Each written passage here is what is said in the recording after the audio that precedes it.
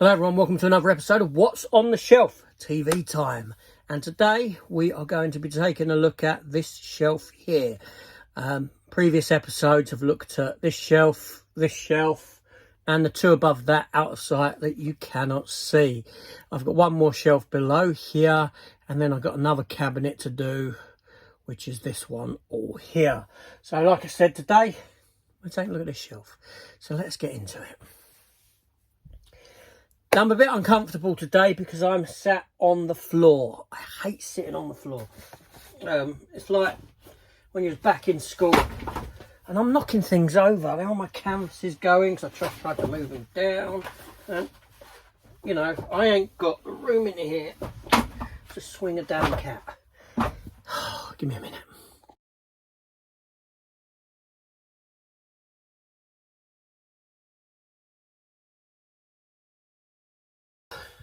Alright, so I've adjusted some stuff about and I'm trying to get myself comfortable. I just cannot get comfortable. But yeah, we're going to do this shelf here. So let's begin. So first off, I should get rid of these really. I've got some volumes of Masters of the Universe DVDs. I've got the complete set, the complete box set over there. In the next section, some of the stuff there, I don't know why I'm still holding on to them, so let me get them out of the way. But Masters of the Universe, the original 1980s animated series, big fan of it, you know, loved it back then, loved the toys. Today I'm still picking up, you know, I pick up toys, Masters of the Universe toys from time to time, the newer ones, the Masterverse ones. I think they're great. I think they're really nice toys. What can I say? Yeah, I like them. Anyway, let's get on with some of the, or all of what's on this. And what I'm going to do is I'm going to go through, have a look at what TV series we've got, whittle it down and choose one TV series at the end that I would pick above all else, just for a little bit of fun. Now the shelves are in a bit of a mess because when I moved in, it was just a case of get stuff onto the shelves to get stuff out of boxes. I've still got to reorganize stuff to a degree, certain things. I'll get to that when I can be bothered. So first up we have season 1 and 2 of the Tudors. Not mine. I've never seen this. I've never watched the show. Sam Neill's in it, and what's her face there, who is quite well-known actress now. She was in Elementary. She played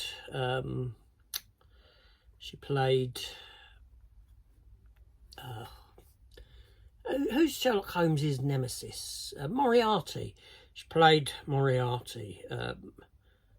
Rhys Myers, Sam Neill, Peter O'Toole,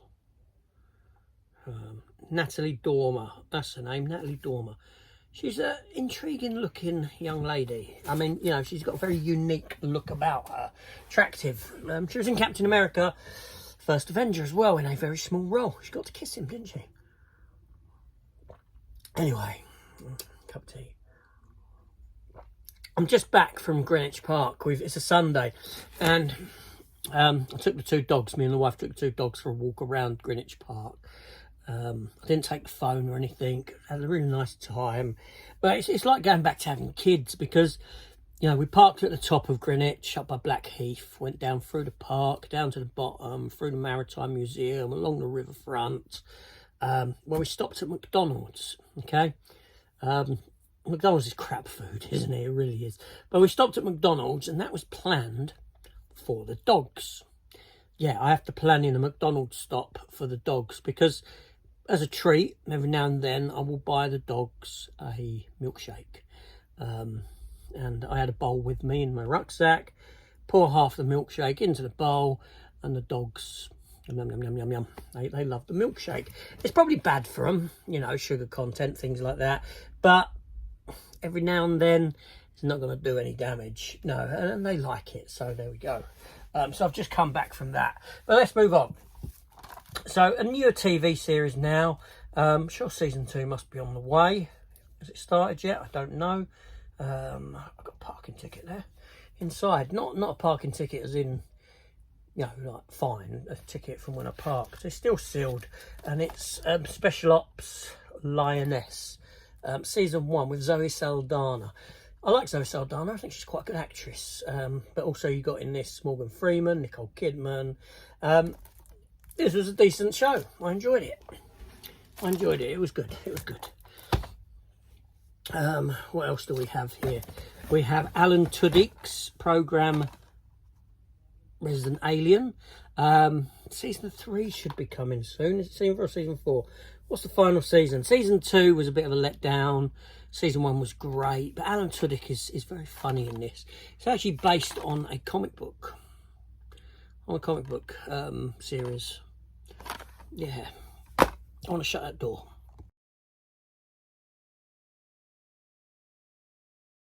That's a bit better. I can hear noise from downstairs. So let's get on. I don't know what's at the back of these, if it's TV or if it's other stuff. And then we have season 2, and I do have season 1 somewhere, of Outlander. I didn't actually get beyond season 2 of it. I enjoyed the show and, you know, its concept, but I kind of lost my way with it. Anyway, let's jump back. And we do have some films behind. We'll take a look at what I've got. But here we have Highlander. Highlander the series with Adrian Paul as Duncan MacLeod. Now, Highlander the series. I'm a big Highlander fan. Yeah, I think the first Highlander film is great. For different reasons, I enjoy majority of the other films. I mean, Highlander 2 is a bad film. It really is, but it intrigues me on how bad it is and the decisions they made. And every now and then I give the film a rewatch. Highlander 3, more akin to, tried to get back into what Highlander was. Highlander Endgame was the coming together of the TV series and the film series, but for me it's like a continuation or an ending to the this TV series. And then you had Highlander 5, The Source, which less said about that the better. But yeah, so we got season 2 of Highlander, season 3, 4, season 5,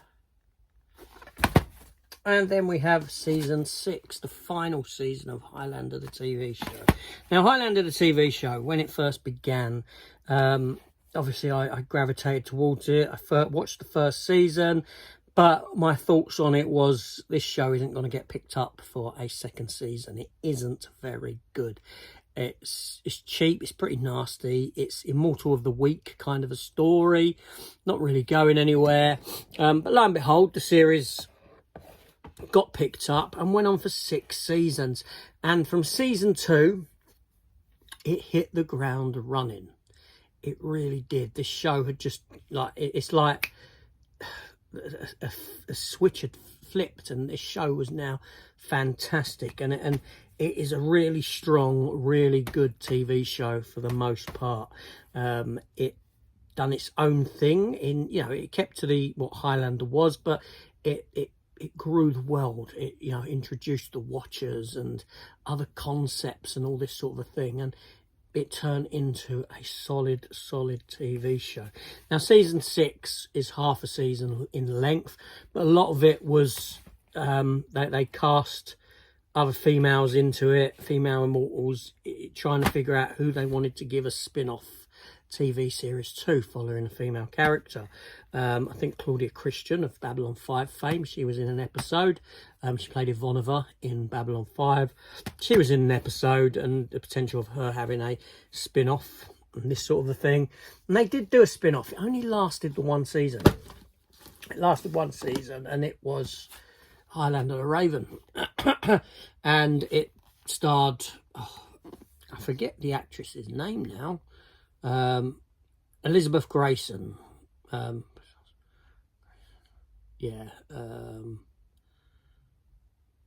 Yeah, Elizabeth Grayson was the actress. She was in Highlander herself. She was a reoccurring character in the Highlander TV series. She came back for that one season. But yeah, I'm a big fan of Highlander. So next up, we have the TV series Once Upon a Time, which is a series about fairy tale characters, sort of in the real world, so to speak.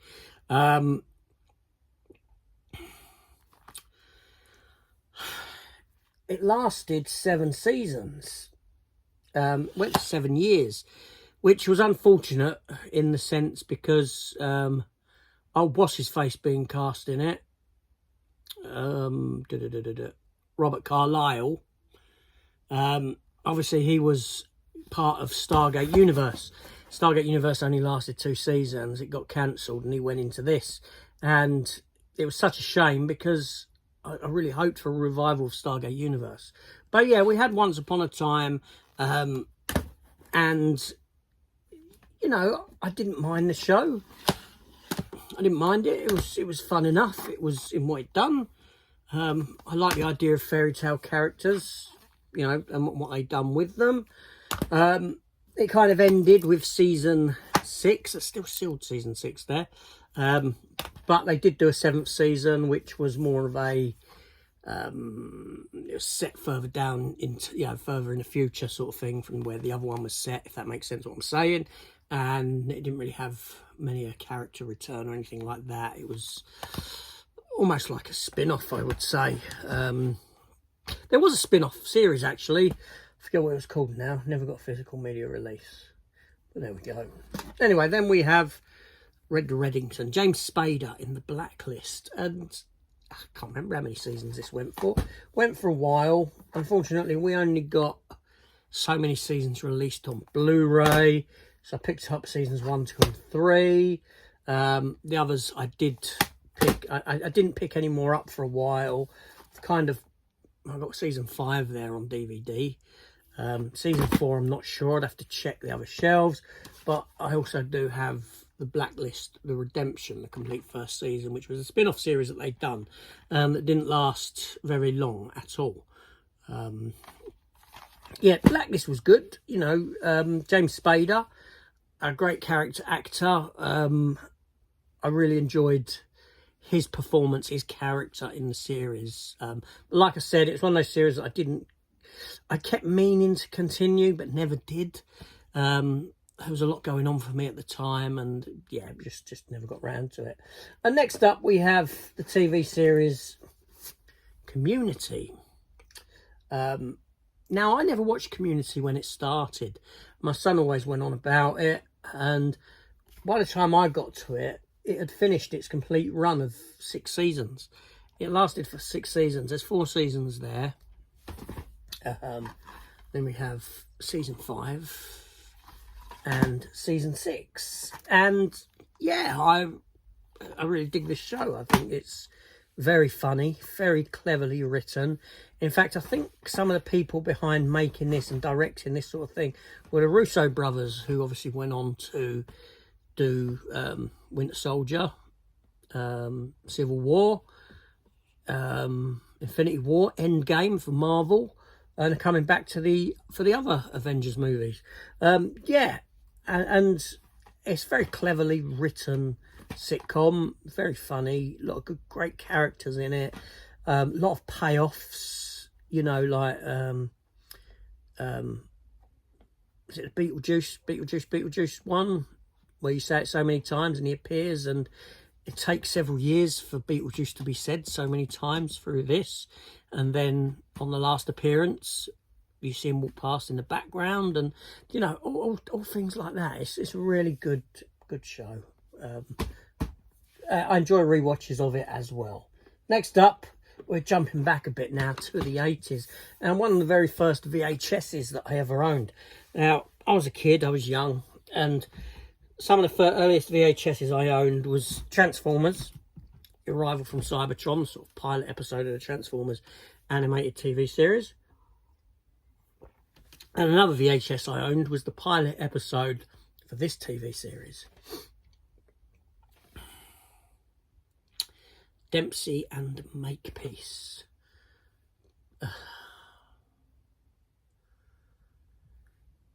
Starring Michael Brandon, Glynis Barber and Ray Smith. Now, obviously, Michael Brandon and Glynis Barber, they married. And they're still married to this day. A lot of this was actually filmed around where I used to live and grew up as a kid.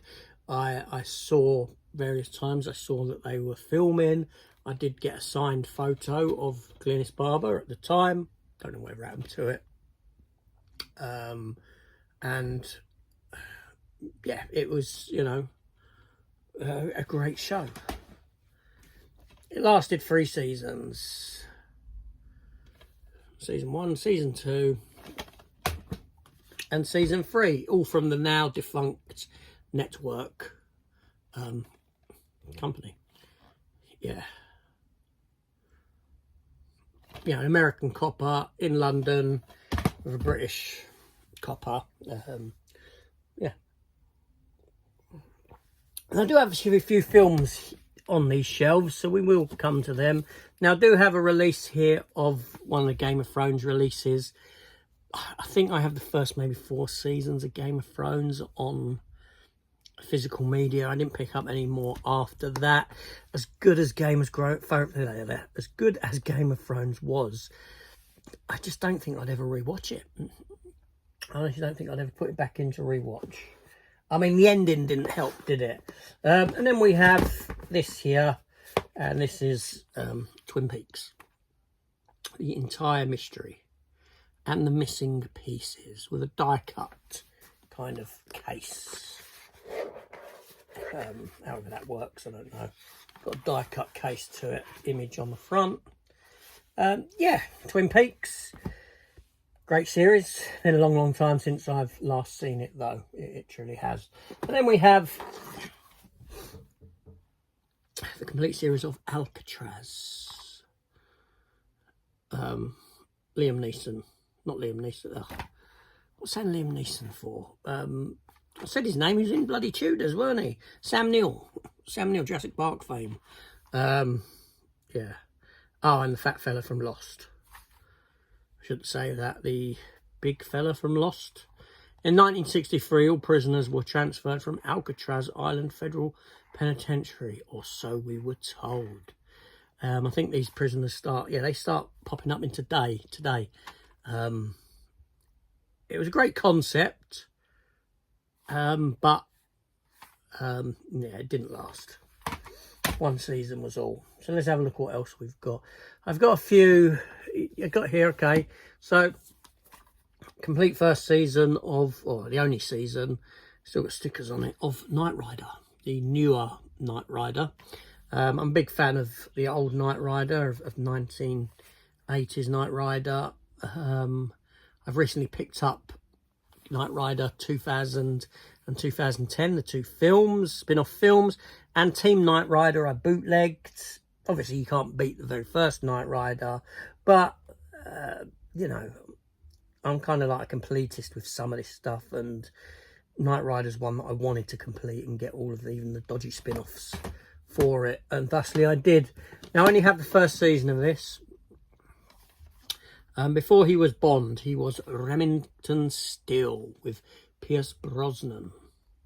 This was the programme that stopped Pierce Brosnan getting the role of James Bond earlier, because as soon as he went for Bond and his name was mentioned for Bond, this programme had pretty much been axed, but then they decided to renew it on the back of his name being bandied around for James Bond. And thusly he didn't get it. He came back to Bond later. But yeah, only the first season. I don't think the others ever got released, as far as I'm aware. Correct me if I am wrong. And then we have 2 seasons of Anger Management with Charlie Sheen. Only the 2 seasons there. Yeah, it's a good, you know, no, it was okay. I'm not saying, I don't know why I'm saying it was good. It wasn't really. Oh, and here's my final season of the TV series Scorpion. Now, it's still sealed. I've got the other seasons of Scorpion on this shelf somewhere. I need to keep this one aside to find the others and put it with it. This lasted, was it 4 seasons? Yeah, I think it was 4 seasons.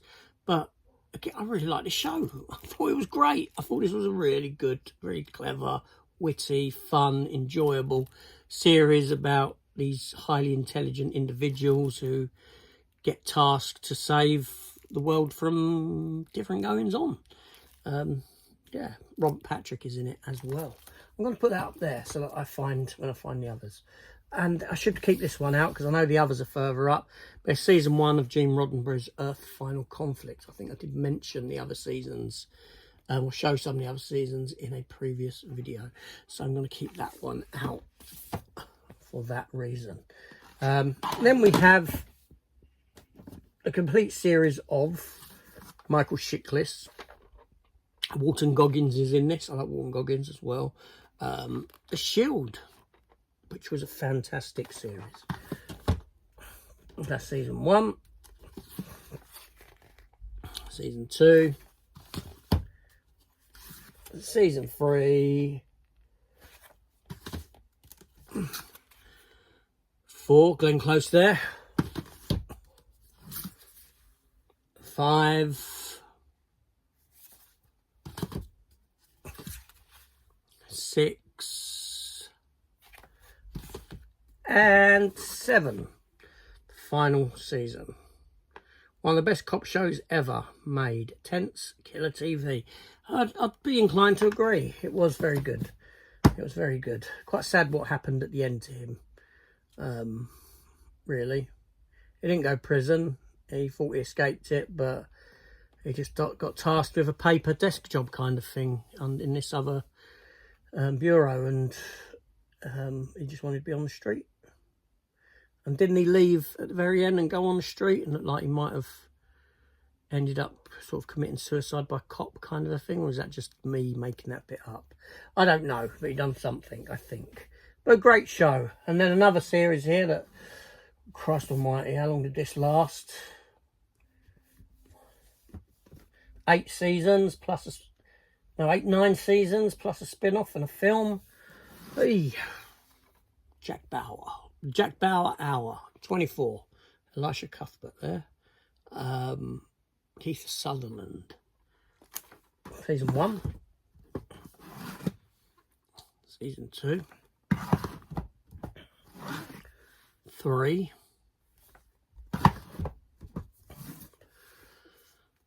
4. Tony Almeida. Season 5. And then it broke for a year. I think maybe it was writer's strikes or something. But they did give us a 24 movie that year. Extended feature-length special called Redemption. And Robert Carlyle was in that as well. And then we came back and we did get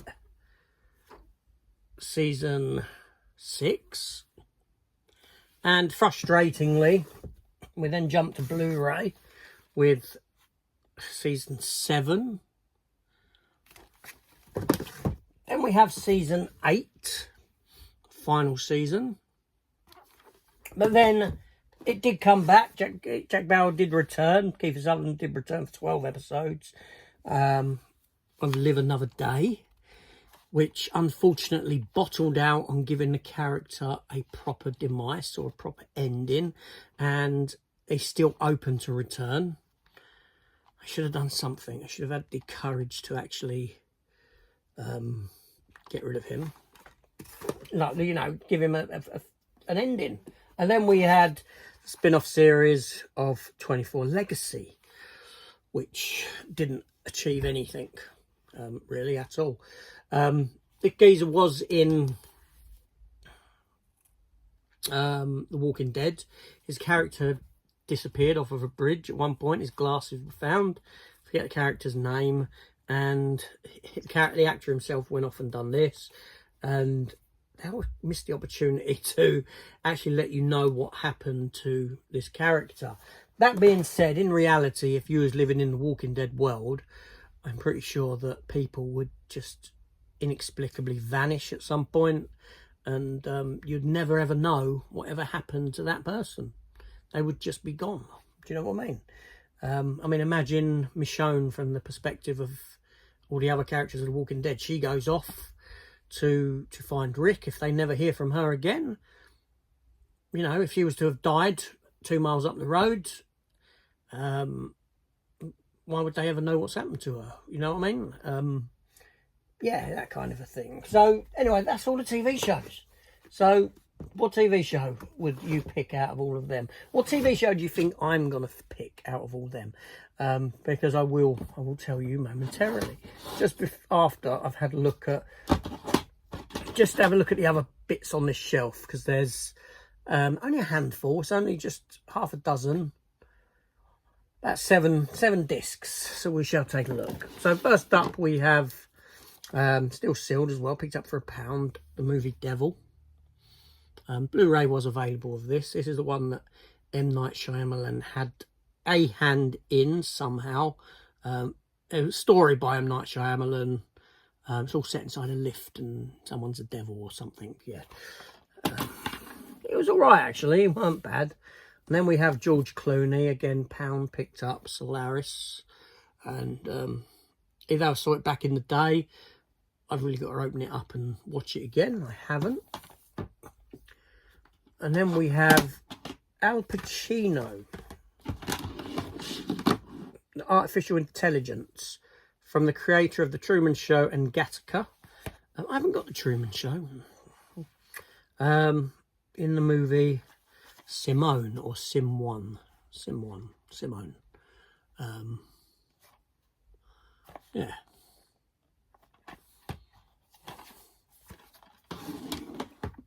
I'm going to keep this one aside to watch, because I want to watch this, because I like Michael Keaton. But Blu-ray release, anyone? Multiplicity. One comedy that deserves to go forth and indeed multiply. I'm going to put that on the side. And then we have From Marvel. It's an empty box. It's an empty box, but it's the Man Thing. The reason it's an empty box is because I got a Blu-ray sized cover printed and stuck the DVD into that, just so it's with the Marvel selection on the comic book shelf. And then we have Inspector Gadget with Matthew Broderick and Rupert Everett. I haven't watched that in years, but I felt a need to pick it up for some reason. And also Inspector Gadget 2, which obviously wasn't Matthew Broderick. Double the gadgets, double the effects, double the fun. I think this is a straight-to-video sequel. Yeah, I need to revisit them at some point. I really do. So anyway, so those are all of the things. So yeah, again, let me put these back, and I'll come back to you with that TV series that I'd pick over all the others if I had to let some go. What would I keep?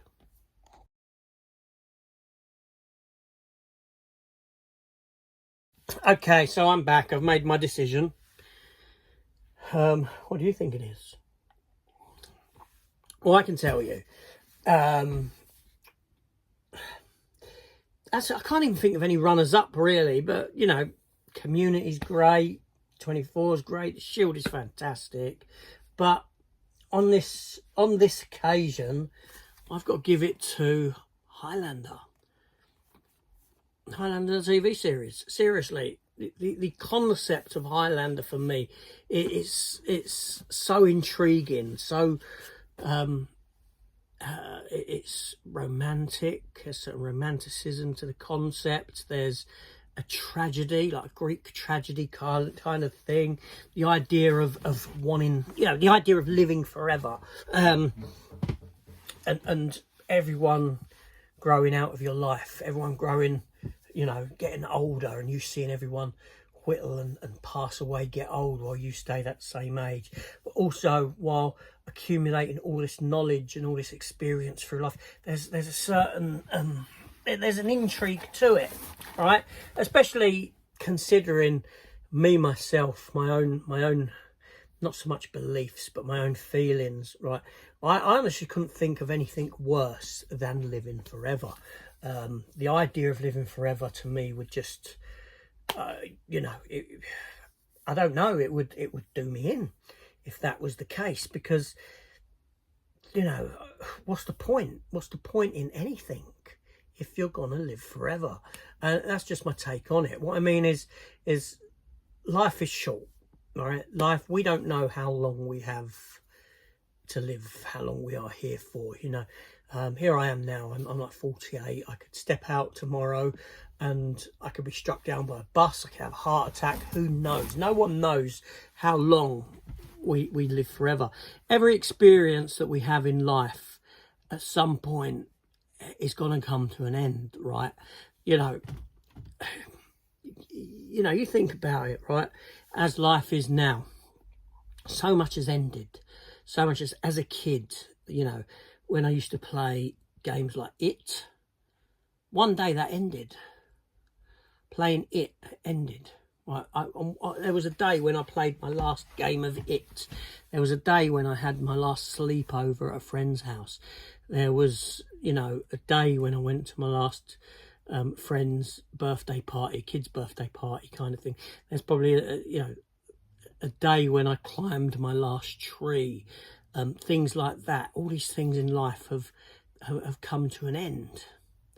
And that's what life for me is about, a sort of finality. And I'm comfortable in the fact that life ends and that there is a finality to me. I find a certain comfort in that.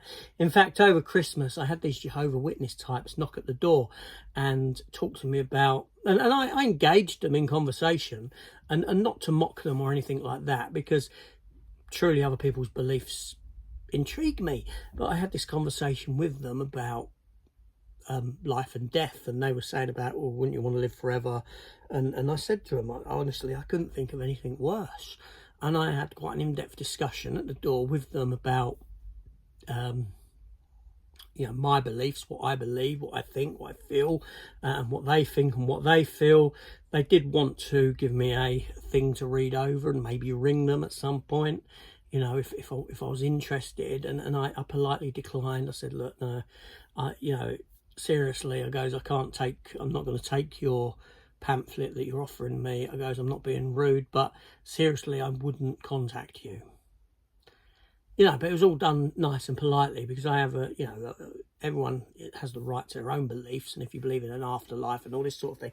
And that's the other thing I said to them about afterlife, is that I said to them, I tell you what, I said, I'm comfortable with the idea of an ending, of there being a finality, that one day I'm not going to wake up, that it's going to be over.